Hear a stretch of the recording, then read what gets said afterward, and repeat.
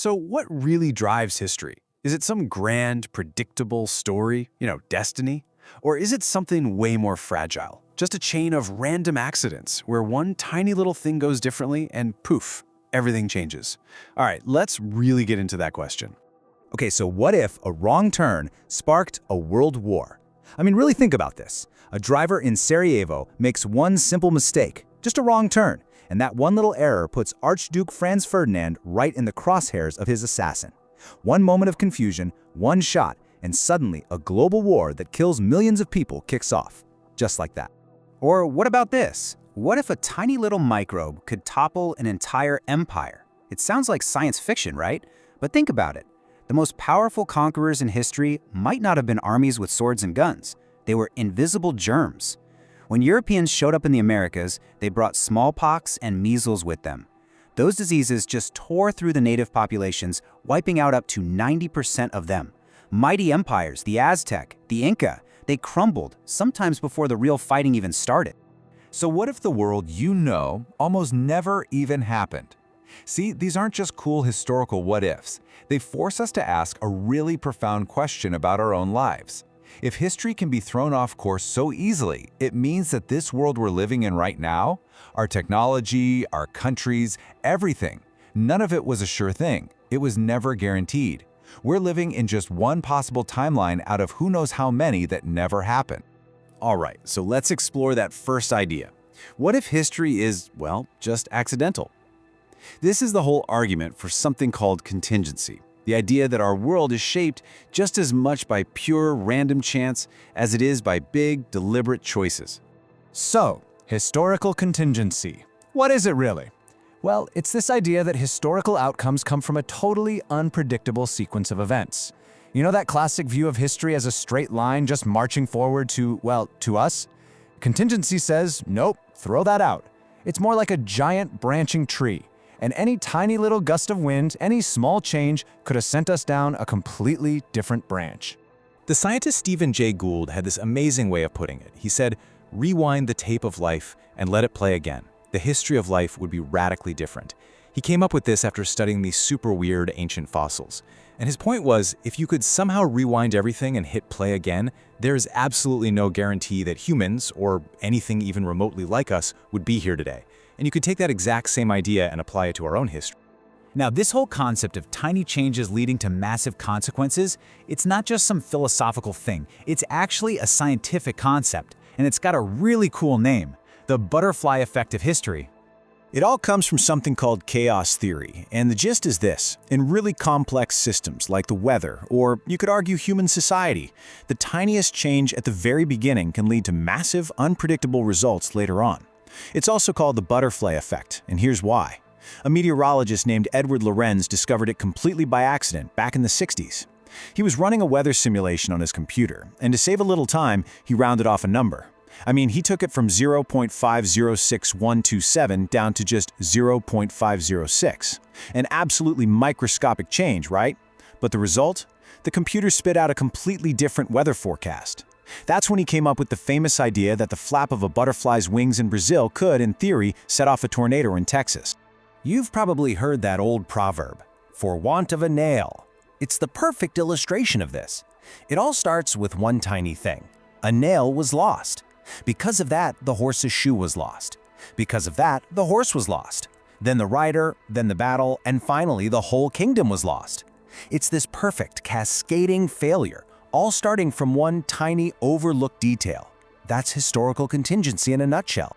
And when you look for them, you see these butterflies all over history. We already talked about that wrong turn in Sarajevo that triggered World War I. But what about the weather? An early, brutal Russian winter stopped both Napoleon and Hitler dead in their tracks. Two of the most ambitious invasions in history, defeated by a cold front. And then you have the European diseases like smallpox that wiped out up to 90% of the indigenous American populations. It's what made the conquest of those continents possible. So yeah, when you look at all this, it makes a really strong case that history is just accidental.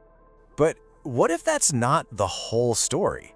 What if all those little accidents are just ripples on the surface of a much deeper, much more powerful current? This brings us to a completely different way of looking at things. A powerful counter-argument that says some forces are so massive, so huge, That they basically are destiny. And the biggest one of all? Geography. So in his famous book, Guns, Germs, and Steel, Jared Diamond put forward this massive idea. Eurasia's secret weapon was its shape. Seriously, it's laid out on an east-west axis, meaning it's wide. This was a huge deal because it meant that crops, animals, and even ideas could spread for thousands of miles across similar climates. So wheat that was first farmed in the Middle East could easily grow in France. Horses from Central Asia could be used all the way over in China. It was like a superhighway for innovation. But now, look at the Americas and Africa. They're the opposite. They're oriented on a north-south axis. They're tall. So if you try to spread something, you're constantly running into different climate zones. A crop that grew great in Mexico would just die in the Mississippi Valley. An animal from the tropics couldn't handle the cold up north. This geography acted like a massive barrier, slowing everything down. Agriculture, technology, you name it. And over thousands of years, that created a huge developmental gap. And on top of that, there was what Diamond calls the Great Animal Lottery. And let me tell you, Eurasia hit the jackpot. It started with 72 large mammal species that were candidates for domestication, and they successfully domesticated 13 of them. We're talking about the horse, the cow, the pig, sheep, goats, the whole barnyard. These animals were game changers, providing food, labor, and transportation. Now compare that. The Americas had only one, the llama. Sub-Saharan Africa and Australia, basically zero. Eurasia just got this incredible head start that was literally baked into its geography. So, okay, let's just pause for a second. We've got two completely different views of history, right? On one side, you have the accident view, driven by chaos theory, where tiny events have huge impacts. A wrong turn, a virus, the weather, history is fragile and unpredictable. On the other side, you have the geography view. Here, big environmental facts are what matter. The shape of continents, the available animals, history is constrained and almost inevitable. So, which one is it? Well, what if there's a third option? What if the most powerful force in history isn't chance and it isn't geography, but the stories we tell ourselves? And this is where we bring in a real wild card, an idea from the historian Yuval Noah Harari. He argues that the thing that really changed the game for humans wasn't the shape of the land or the animals on it, it was what was happening inside our own heads. The power of shared fictions. Harari says it all started with something called the cognitive revolution, way back about 70,000 years ago. And this wasn't about humans getting stronger or faster. No, this was a change in our brains that gave us a literal superpower, abstract thought. The ability to create, and this is the really crucial part, to collectively believe in things that aren't actually real, fictions. I mean, just think about the world around you. All these things only exist in our collective imagination. Money, it's just pieces of paper or numbers on a screen that we all agree have value. Corporations, they're just legal stories. Laws, nations, gods, even human rights, you can't touch them. They don't physically exist. And yet, these shared fictions are probably the most powerful forces on Earth. They're like the software that lets millions of complete strangers work together. No other animal on the planet can do anything like it. And that is the ultimate wild card, human imagination. This ability to cooperate through stories lets us bend the rules of geography. It lets us invent a whole new game. So you could think of it like this.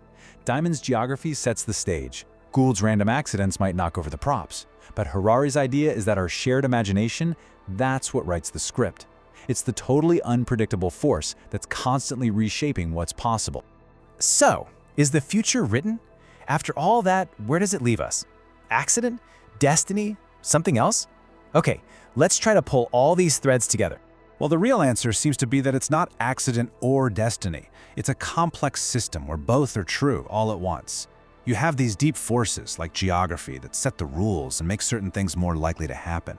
But at the same time, the whole system is super sensitive to those tiny, random events, the butterflies, that can send everything off in a totally new direction. And layered over all of that is the ultimate wild card, what we choose to believe in. And here's why this really matters. Because the past was never guaranteed.